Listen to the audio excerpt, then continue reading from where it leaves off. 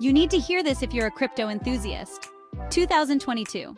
Crypto was hot. The buzz was everywhere, from coffee shops to online forums. Everyone talked about getting rich quick. It was the new gold rush, and everyone wanted a piece of the pie. Bitcoin, Ethereum, Dogecoin, crazy stories everywhere. People were making fortunes overnight, or so it seemed. I decided to try my luck. The allure was too strong to resist. Not with big bucks, just $100. It felt like a safe amount to dip my toes into the crypto waters. A gamble, a fling, a taste of the action. I wanted to experience the thrill everyone was talking about. I chose Saitama, a new meme coin. It was gaining traction, and the community was buzzing with excitement. It was cheap, promising to the moon gains. The potential returns were astronomical, or so the forums claimed. I hit buy, my heart pounding a little. The anticipation was palpable, a mix of excitement and fear. What if this actually worked? The thought of turning a small investment into a fortune was intoxicating. The next few days were a blur of refreshing charts, watching numbers tick up. Every small increase felt like a victory. It was exhilarating, addictive even. I found myself constantly checking my phone, eager for the next update. My $100 turned into $150, then $200. The growth was rapid, almost surreal. The chat groups were buzzing with excitement, everyone riding the wave. It felt like being part of an exclusive club. I felt like a genius, a financial whiz kid. The possibilities seemed endless. Every success story fueled my ambition. Maybe this wasn't just a gamble after all. Maybe, just maybe, I had found a new path to financial freedom.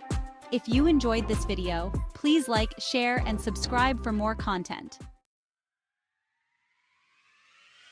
Days turned into weeks, and the anticipation grew with each passing moment.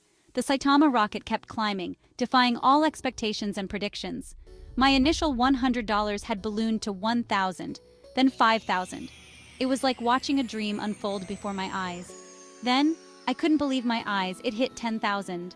The numbers seemed surreal, almost like a glitch in the system. I was ecstatic, checking the charts every few minutes, riding the adrenaline rush of each new high. Each green candle felt like a personal victory. Friends and family, initially skeptical, started asking for advice. They were curious, intrigued by my sudden success. I, the self-proclaimed crypto expert, dispensed wisdom I barely understood. I shared tips and strategies, feeling like a guru in the making. The fear of missing out was real.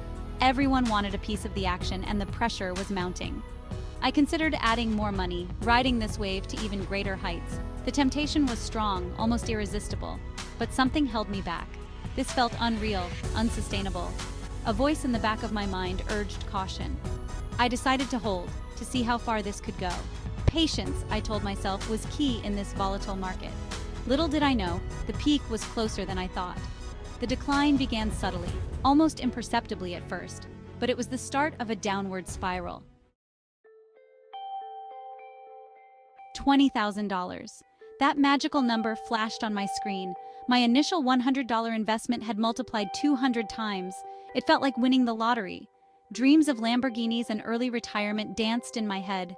The internet was filled with stories of overnight millionaires, and for a brief, intoxicating moment, I believed I was one of them. The temptation to cash out was immense. I could pay off debts, take a vacation, finally treat myself. But the what-ifs lingered. What if this was just the beginning? What if I sold too early and missed out on life-changing wealth? Greed, it turned out, was a powerful drug. I think I messed up. Diamond hands, the crypto slang echoed in my mind. Hold strong, weather the dips, and you'll be rewarded. I clung to this mantra, ignoring the nagging feeling that something wasn't right. The price started to fluctuate, the once familiar green candles replaced by ominous red ones.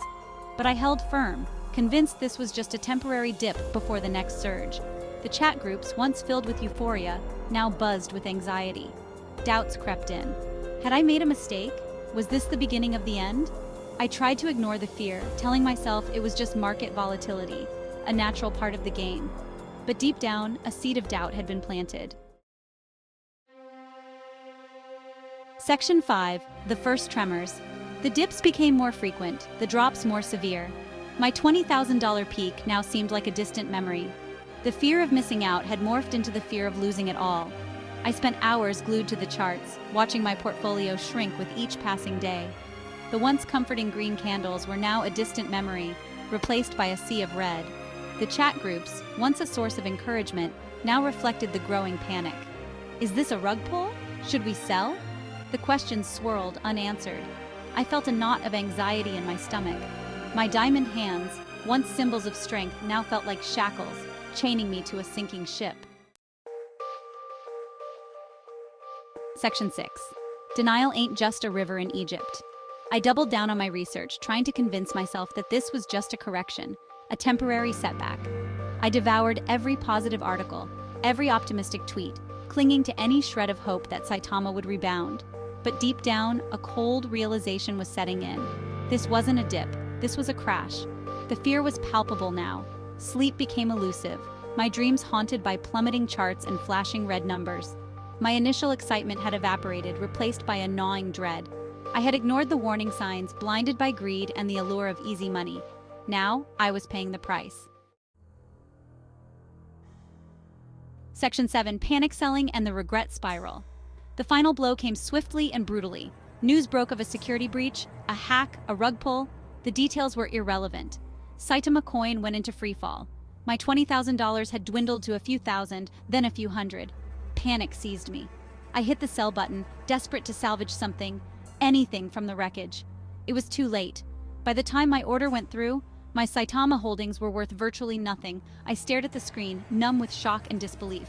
The dream was over. The Lambos, the early retirement, the easy money, all gone, vanished like a mirage in the desert. Section 8. Picking up the pieces. The days that followed were filled with a potent cocktail of regret, shame, and anger. Regret for not selling sooner, shame for getting caught up in the hype, anger at myself for being so foolish. I had allowed greed to cloud my judgment, ignoring the warning signs and clinging to unrealistic expectations. The experience was a harsh but valuable lesson. I had learned the hard way about the dangers of volatile investments, the allure of get-rich-quick schemes, and the importance of sound financial advice. I had also learned a lot about myself, my risk tolerance, my susceptibility to FOMO, and the dangers of letting emotions dictate financial decisions. Section 9. Lessons learned the hard way. The Saitama saga was a crash course in the school of hard knocks. I learned that diamond hands can turn into bag holder hands if you're not careful. I realized that FOMO, fear of missing out, is a powerful motivator but a terrible financial advisor. And I understood that even a $100 gamble can teach you expensive lessons. Most importantly, I learned that investing is not a get-rich-quick scheme. It requires patience, research, and a healthy dose of skepticism. I vowed to approach future investments with more caution, to diversify my portfolio, and to never again let greed override my better judgment. Section 10. The allure and danger of volatility. The allure of volatility is undeniable.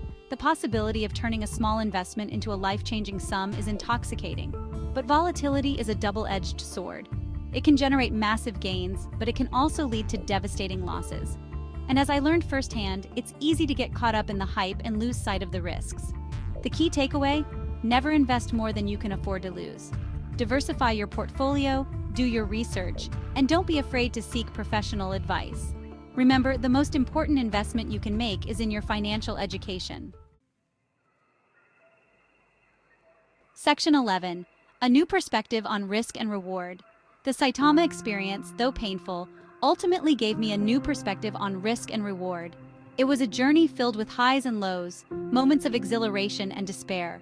But through it all, I gained invaluable insights. I learned that true wealth is built over time, through informed decisions and a disciplined approach. It's not about chasing the next big thing, but about understanding the fundamentals and sticking to a well-thought-out plan. I realized that the thrill of a quick buck pales in comparison to the satisfaction of achieving long-term financial security. The excitement of short-term gains can be fleeting, but the peace of mind that comes with a stable, growing portfolio is enduring. Today, I approach investing with a healthy balance of caution and optimism. I understand the importance of being prudent, yet I also recognize the need to seize opportunities when they arise. I understand that losses are a part of the game, but I'm also confident in my ability to make informed decisions and navigate the ever-changing financial landscape. Each setback is a learning opportunity, a chance to refine my strategy and improve my approach.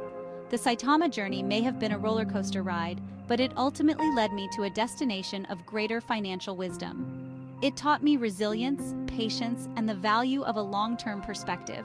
In the end, it's not just about the destination, but the lessons learned along the way.